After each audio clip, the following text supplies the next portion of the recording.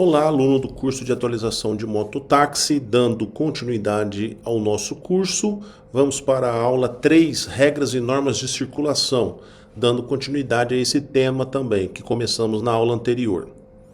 Artigo 44. Ao aproximar-se de qualquer tipo de cruzamento, o condutor do veículo deve demonstrar prudência especial, transitando em velocidade moderada, de forma que possa deter seu veículo com segurança para dar passagem a pedestre e a veículos que tenham direito de preferência. É importante entendermos que no cruzamento é o lugar onde eu vou me encontrar perpendicularmente a outros veículos.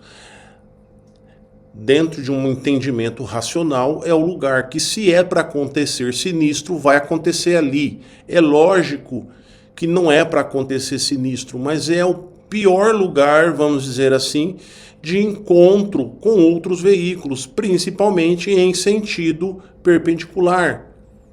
Tudo bem?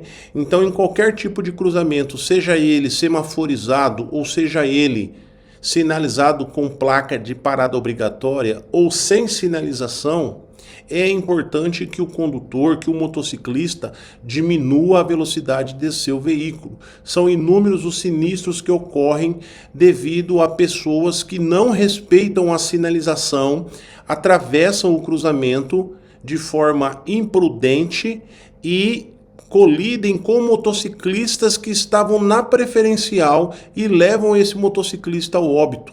Então eu, como motociclista, sabendo que o meu veículo não tem para-choque, que a minha segurança é uma segurança diminuída pela questão da falta de uma proteção de lataria, que qualquer situação de sinistro o meu corpo vai ser prejudicado, eu vou vir ao chão, eu vou ser lançado longe da motocicleta. São N situações de consequência danosa para o meu corpo. Eu tenho que ter esse entendimento. E mesmo com o semáforo aberto para mim, mesmo eu na preferencial, eu preciso diminuir a velocidade do meu veículo. Tudo bem? Continuando. Artigo 44A. É livre o movimento de conversão à direita diante do sinal vermelho do semáforo, onde houver sinalização indicativa que permita essa conversão, observados os artigos 44, 45 e 70 deste Código. Artigo 44A, incluído pela Lei 14.071 de 2020.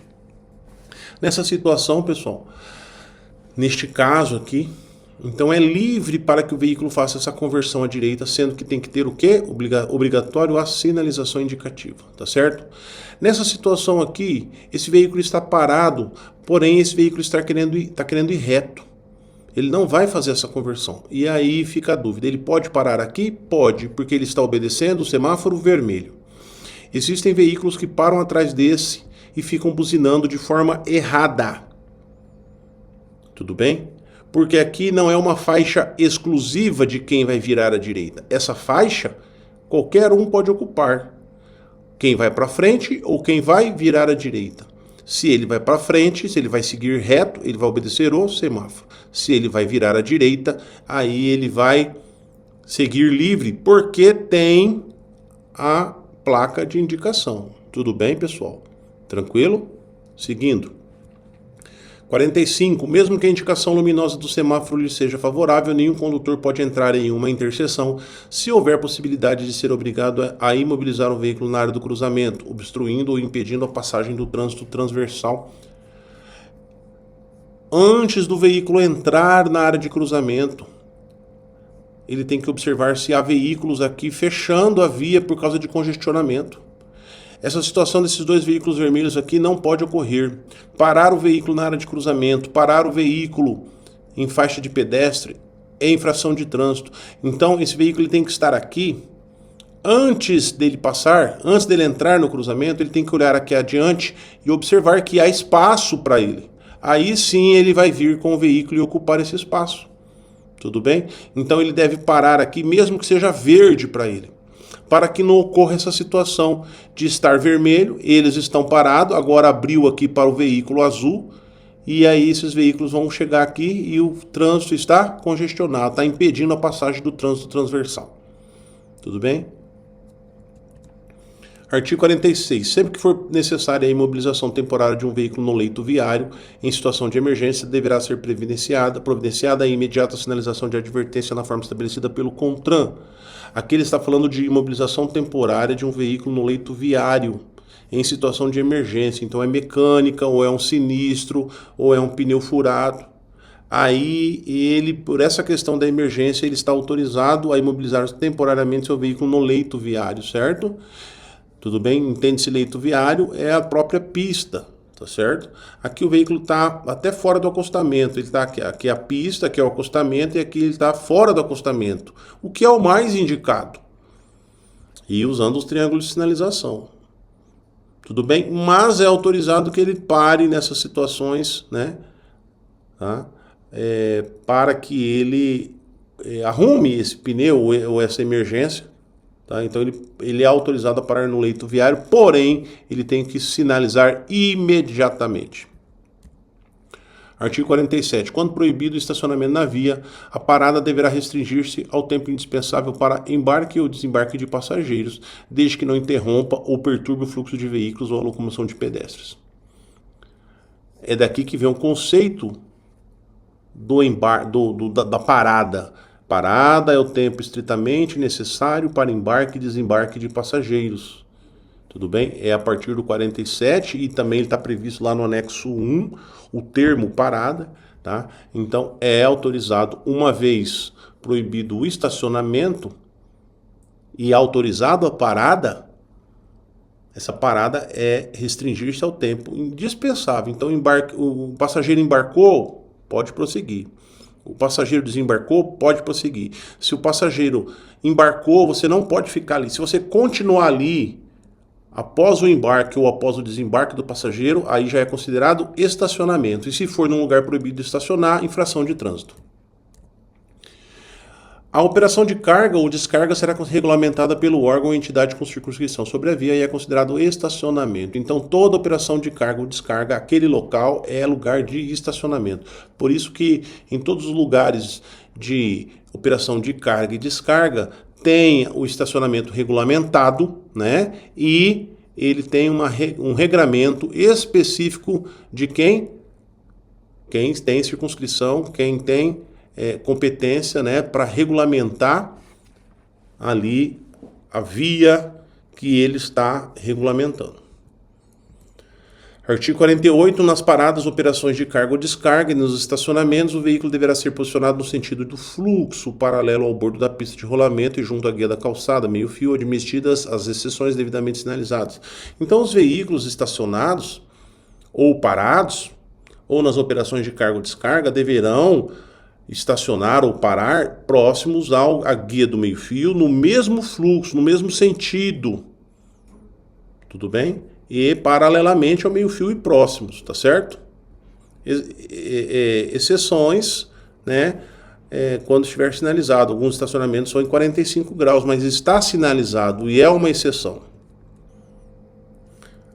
Artigo 48, parágrafos 1º, 2º e 3º.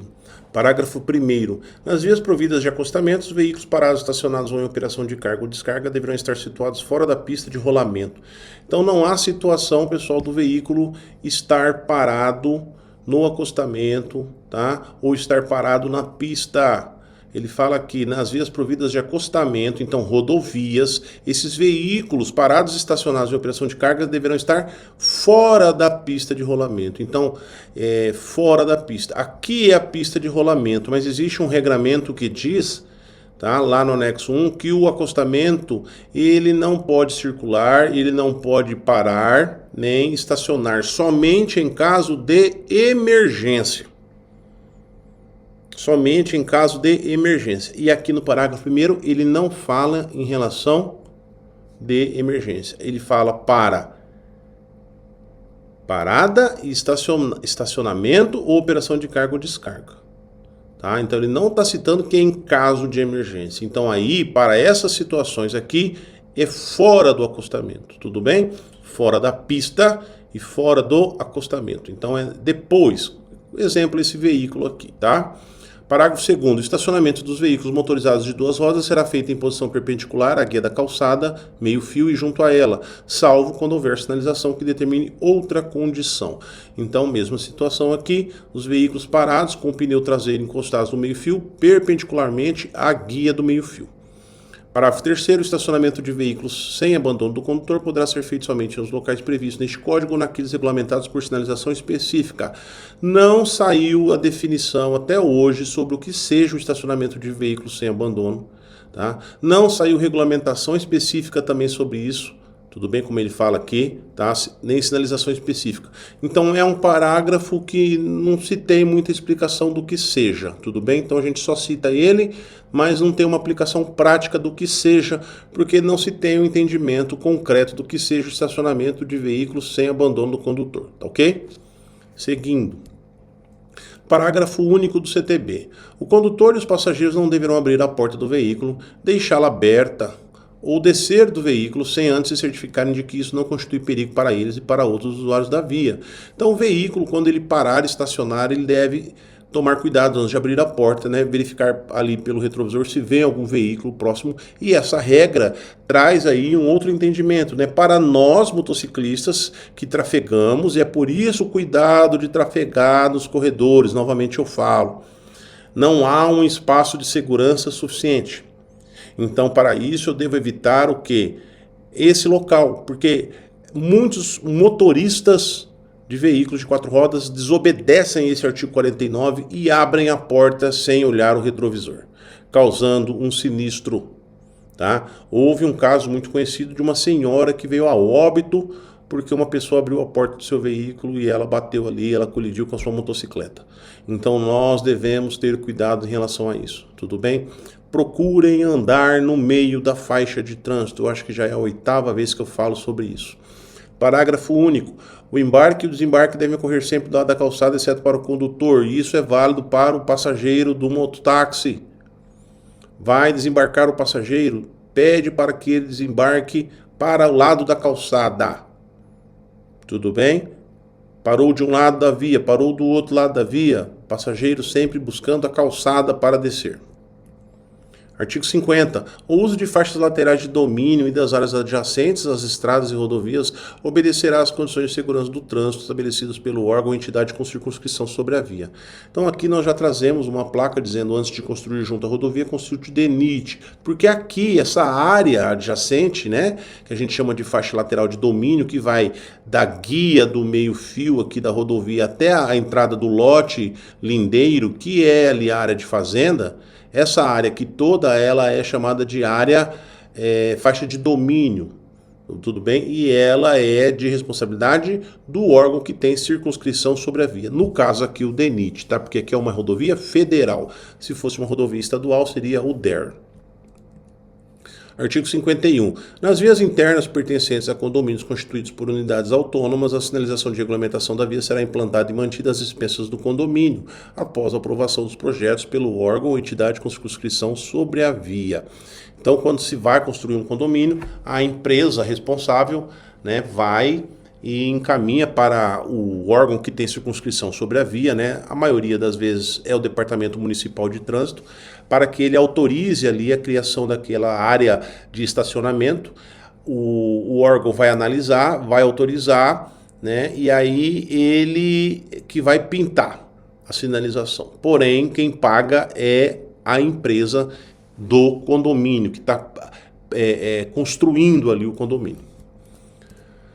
52. Os veículos de tração animal serão conduzidos pela direita da pista, junto à guia da calçada, então próximos do meio-fio ou acostamento, né, sempre que não houver faixa especial a eles, então que significa que eles podem transitar nas rodovias, né, já que é permitido andar no acostamento e os acostamentos são previstos somente em rodovias, devendo seus condutores obedecer, no que couber, às normas de circulação previstas neste código e as que vierem a ser fixadas pelo órgão ou entidade com circunscrição sobre a via.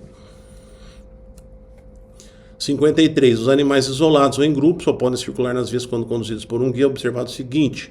1. Para facilitar os deslocamentos, os rebanhos deverão ser divididos em grupos de tamanho moderado e separados uns dos outros por espaços suficientes para não obstruir o trânsito. 2. Os animais que circularem pela pista de rolamento deverão ser mantidos junto ao bordo da pista.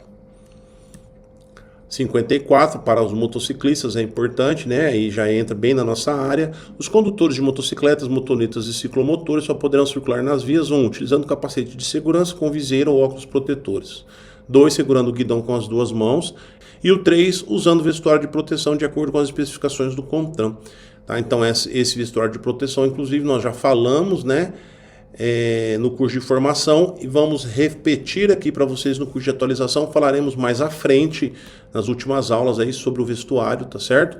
Sobre as regras, né, importantes da utilização desse vestuário de proteção.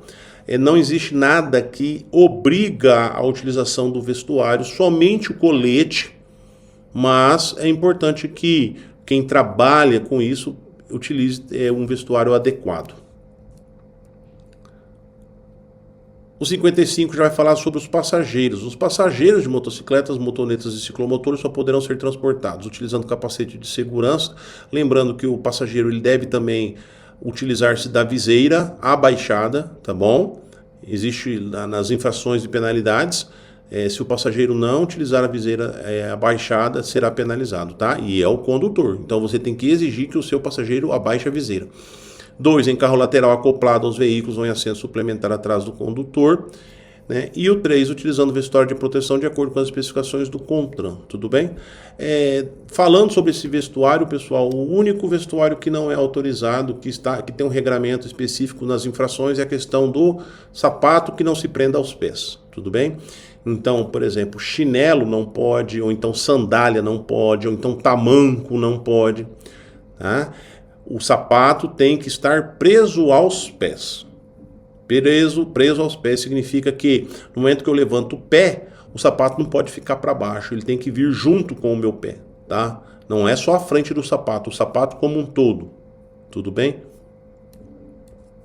Parágrafo único do CTB, artigo 56. Os ciclomotores devem ser conduzidos pela direita da pista de rolamento, preferencialmente no centro da faixa mais à direita ou no bordo direito da pista, sempre que não houver acostamento ou faixa própria a eles destinada, proibida sua circulação nas vias de trânsito rápido e sobre as calçadas das vias urbanas. Então, os ciclomotores não podem andar nas calçadas, certo? E nem nas vias de trânsito rápido. Tudo bem? Tranquilo? Então eles podem andar aonde? Nas rodovias. É autorizado andar nas rodovias. Tudo bem? Tranquilo? Tanto é que ele fala ali, ó, sempre que não houver acostamento. Então quando houver acostamento, ele pode andar no acostamento. Certo? Tranquilo? Quando não há acostamento, aí ele vai usar o quê? O cantinho da rodovia ali, beirando a parte da direita ali, próximo à linha de bordo, né? O bordo direito da pista. Tá certo? Muito bem. Quando uma via comportar 2 ou mais faixas de trânsito e a da direita for destinada ao uso exclusivo de outros tipos de veículos, ciclomotores deverão circular pela faixa adjacente à da direita. Então imagine que do lado direito ali haja uma faixa exclusiva, por exemplo, de veículos de emergência ou transporte coletivo público, ele vai andar do lado dela, tá? 58. Nas vias urbanas e nas rurais de pista dupla, a circulação de bicicletas deverá ocorrer quando não houver ciclovia, ciclofaixa ou acostamento, ou quando não for possível a utilização destes nos bordos da pista de rolamento, no mesmo sentido de circulação regulamentado para a via, com preferência sobre os veículos automotores. Então, pessoal, aqui existem 4 situações. Então, aqui nós temos a ciclovia, porque ela é uma via onde o ciclista anda fora da pista, fora da via dos veículos, né? Ele está numa via própria, tem uma separação física, então é ciclovia. Aqui é a ciclofaixa, porque é uma faixa a mais na pista. Então aqui do lado deles existem veículos transitando, não há uma separação física, é só uma faixa de trânsito a mais. Aqui na rodovia é o acostamento, tá? Então eles são autorizados a andar no acostamento também. E quando não há, no cantinho do meio-fio, próximo à guia da calçada, tudo bem? No sentido dos veículos, todos eles no sentido dos veículos. A autoridade de trânsito com circunscrição sobre a via poderá autorizar a circulação de bicicletas no sentido contrário ao fluxo, porque eu acabei de falar que todos no fluxo, não é? Mas aqui ele fala que pode autorizar no sentido contrário, desde que o trecho seja dotado de ciclofaixa. Tá? Então aqui, por exemplo, olha aqui, ó, os veículos estão vindo e aqui a bicicleta está indo, olha a seta. Porém, aqui é uma ciclofaixa, então ele pode. Desde que a autoridade de trânsito autorize. Tudo bem? Artigo 59. Desde que autorizado e devidamente sinalizado pelo órgão ou entidade com circunscrição sobre a via, será permitida a circulação de bicicletas nos passeios. É o que chamamos de circulação compartilhada de pedestres e ciclistas, tá certo? Então eles podem andar juntos ali desde que o órgão que tem a circunscrição sobre a via autorize, tá? Vamos falar agora sobre as velocidades das vias. As vias abertas à circulação, de acordo com a sua utilização, classificam-se em as vias urbanas, que se subdividem em vias de trânsito rápido, via arterial, via coletora e via local. Já as vias rurais subdividem-se em rodovias e estradas. Artigo 61. A velocidade máxima permitida para a via será indicada por meio de sinalização, obedecida às suas características técnicas e às condições de trânsito. Parágrafo 1º. Onde não existir sinalização regulamentadora, a velocidade máxima será de, veremos aqui, nas vias urbanas, vias de trânsito rápido, 80 km por hora, vias arteriais, 60 km por hora, vias coletoras, 40 km por hora e vias locais, 30 km por hora. E isso caso não haja sinalização, volto a repetir. Nas vias rurais, denominadas rodovias de pista dupla, né? Então, o que é uma pista dupla? Quando há os duplos sentidos de circulação, porém há uma separação física entre os sentidos. Então, nas vias rurais de rodovias de pista dupla, automóveis, caminhonetes e motocicletas, 110 km por hora. Para os demais veículos, 90 km por hora. Já nas vias rurais de pista simples, não há separação de quem vai e quem vem. A única coisa que separa é a pintura no chão, uma taxa, tá? Uma coisa bem simples. Automóveis, caminhonetes e motocicletas, 100 km por hora. Para os demais veículos, 90 km por hora. Nas estradas, né, vias rurais estradas, todos os veículos, 60 km por hora.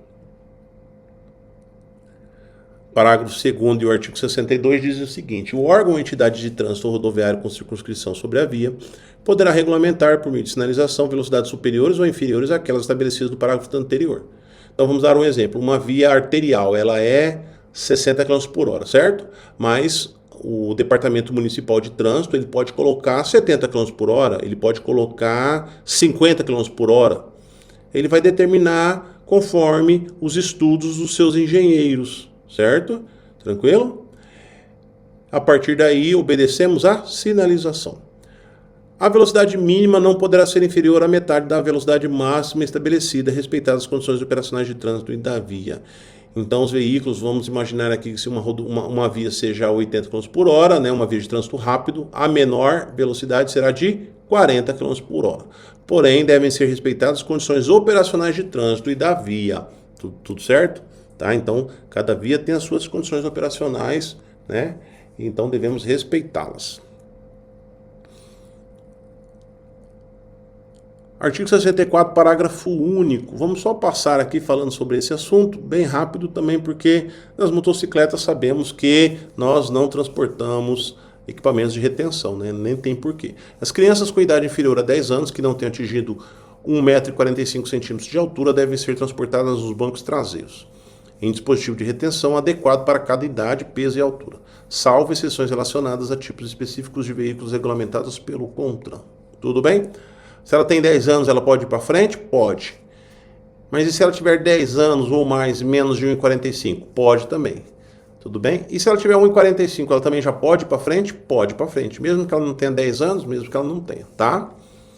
O CONTRAN disciplinará o uso excepcional de dispositivos de retenção no banco dianteiro do veículo e as especificações técnicas dos dispositivos de retenção a que se refere este artigo. O CONTRAN regulamentou, mas não é o caso de nós trazermos aqui para estudo. Artigo 65. É obrigatório o uso do cinto de segurança para condutor e passageiros em todas as vias do território nacional, salvo em situações regulamentadas pelo CONTRAN. O uso do cinto de segurança é obrigatório para todos, tudo bem? Inclusive para os passageiros do banco de trás. Vamos agora para as regras para os pedestres. Artigo 68. É assegurada ao pedestre a utilização dos passeios ou passagens apropriadas das vias urbanas e dos acostamentos das vias rurais para a circulação, podendo a autoridade competente permitir a utilização de parte da calçada para outros fins, desde que não seja prejudicial ao fluxo de pedestres. Então, entende-se que o fluxo do pedestre, né, é prioridade. A passagem do pedestre na calçada é prioridade. Se der para outros fins, aí a autoridade competente, responsável pela via, pode autorizar outros fins da calçada. Tudo bem? Parágrafo 1º. O ciclista desmontado empurrando a bicicleta equipara-se ao pedestre em direitos e deveres. É importante esse parágrafo 1º, porque às vezes ele é confundido com que o motociclista também empurrando a motocicleta, e não é somente o ciclista, certo? Então o motociclista, ele não pode, uma vez, como por exemplo, acabou a gasolina, ele sair empurrando a motocicleta na contramão ou em cima da calçada, tudo bem?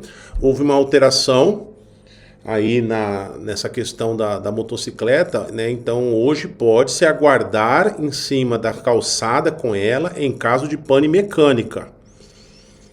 Então aguardar em cima da calçada com a motocicleta. Então tira da via, põe em cima da calçada, mas em caso de pane mecânica, certo? Somente essa exceção.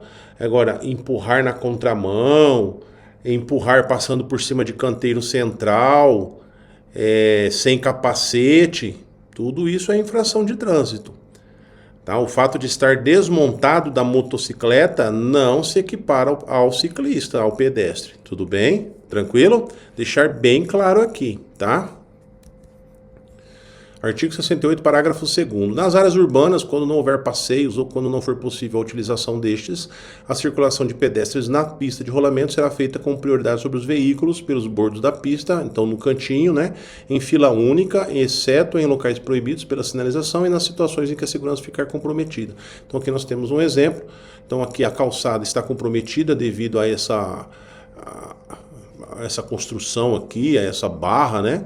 E aí os pedestres, então eles tomam a calçada no cantinho em fila única, contrário ao fluxo dos veículos, tá? Artigo 68, parágrafo 3º. Nas vias rurais, então nas rodovias, né?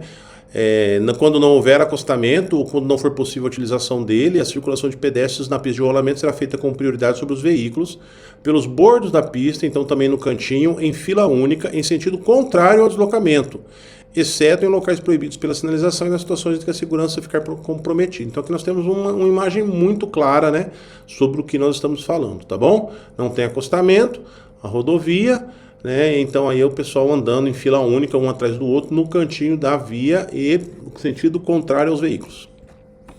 Parágrafo 5º. Nos trechos urbanos de vias rurais e nas obras de arte a serem construídas, deverá ser previsto o passeio destinado à circulação dos pedestres, que não deverão, nessas condições, usar o acostamento. Então, quando há uma situação de obra de arte, né, uma ponte, alguma coisa nesse sentido, tem que ser previsto, um viaduto, tem que ser previsto a passarela para os pedestres, de forma que eles também sejam contemplados com aquela construção, para que eles não atravessem a pista no mesmo nível. Parágrafo 6º. Onde houver obstrução da calçada ou da passagem para pedestres, o órgão ou entidade com circunscrição sobre a via deverá assegurar a devida sinalização e proteção para a circulação de pedestres. Então aqui nós temos um outro exemplo, né? Então está sendo construída a calçada aqui, reformada, e aí coloca-se então aqui a tela, coloca-se aqui o tambor, para criar aqui uma situação segura do pedestre circular.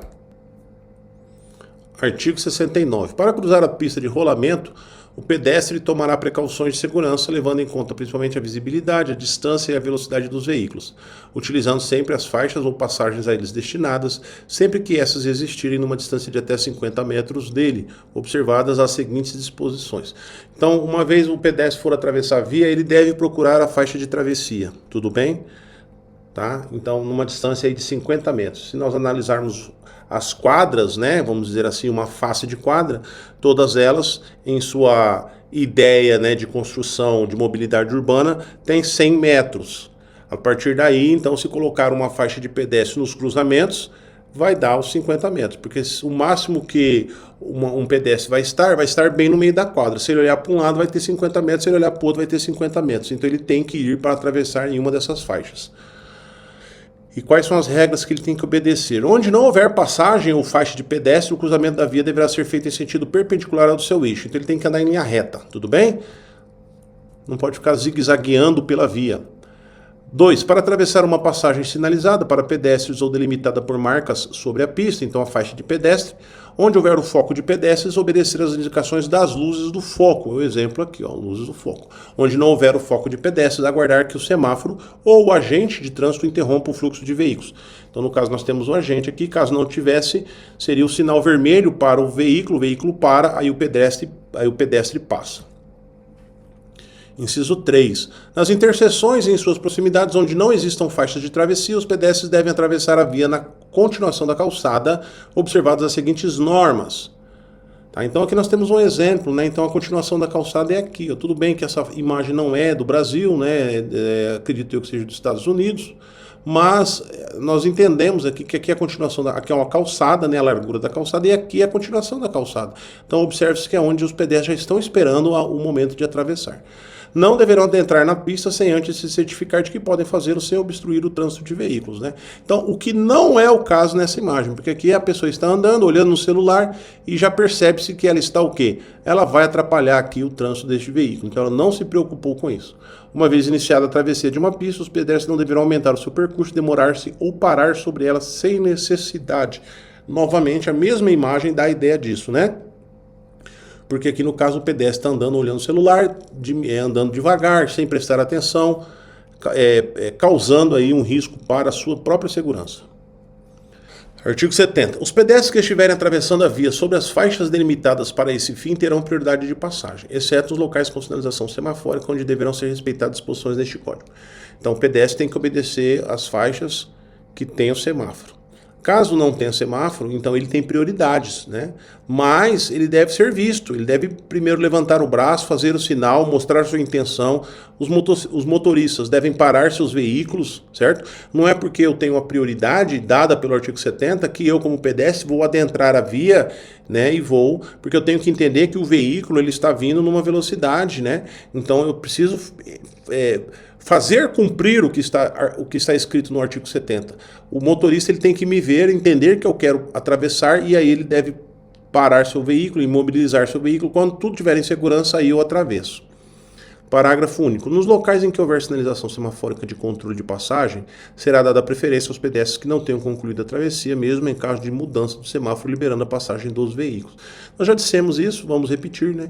Então, uma vez o pedestre atravessando a via, o semáforo abriu para os veículos, né? O pedestre tem o direito de terminar sua travessia. Então, os veículos devem parar e esperar, continuar parado esperando, tudo bem?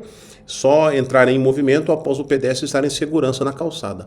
Um detalhe muito importante, o desrespeito a essa normativa, né, causa suspensão do direito de dirigir, porque estou ameaçando o pedestre, tudo bem? É considerado uma infração que causa suspensão do direito de dirigir. Artigo 71. O órgão ou entidade com circunscrição sobre a via manterá obrigatoriamente as faixas e passagens de pedestres em boas condições de visibilidade, higiene, segurança e sinalização. Então, é uma responsabilidade dos órgãos e entidades públicas, né, que têm a circunscrição sobre a via, manterem a sinalização de acordo. Tudo bem, pessoal? Finalizamos, então, aqui a nossa aula número 3, que termina o assunto de regras e normas de circulação. Próxima aula, aguardo vocês para a gente dar continuidade nos nossos temas aí de estudo. Um grande abraço e até a próxima aula.